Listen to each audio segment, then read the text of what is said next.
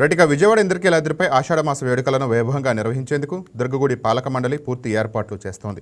పాలక మండలి సమావేశంలో 11 ఎజెండాలపై చర్చించి ఈ నెల 15 నుంచి ఆగస్టు 12 వరకు ఆషాఢమాసం సారే కార్యక్రమాలు, 15 నుంచి 24 వరకు వారాహి నవరాత్రులు, 27, 28, 29 తేదీల్లో శాకంబరీదేవి మహోత్సవాలను ఘనంగా నిర్వహించాలని నిర్ణయించారు.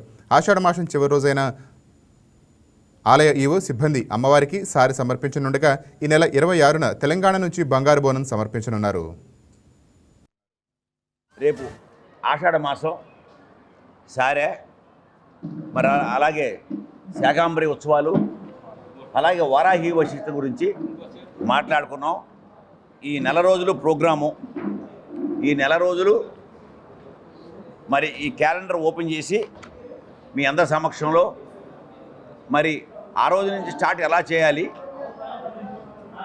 మన మార్గం ఏంటి, మరి ఎక్కువ మంది భక్తులు వస్తారు కాబట్టి రూట్ ఎలా పెడదాము, ఏం చేద్దామని చెప్పి ఫైనల్గా వన్ వే పెట్టుకుందాం.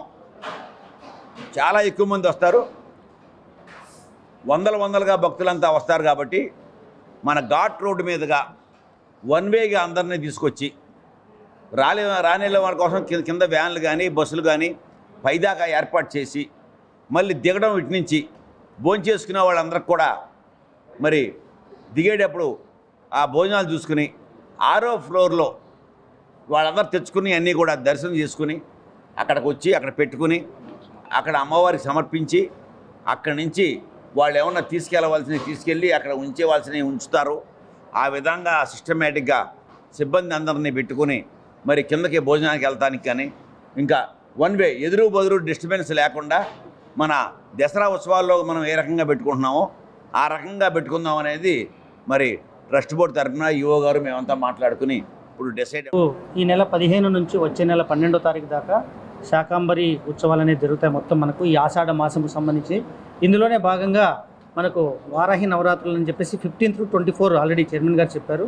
ఇదే మంత్లో మనకు 27, 28, 29 మనకి ఏదైతే ప్రత్యేక శాకాంబరి సంబంధించిన ఉత్సవాలు ఉంటాయి. 3 రోజులు పూర్తిగా మనకు ఈ యొక్క కూరగాయలు కాయగూరలతోటి మనం ప్రత్యేకంగా అలంకారం చేస్తాము.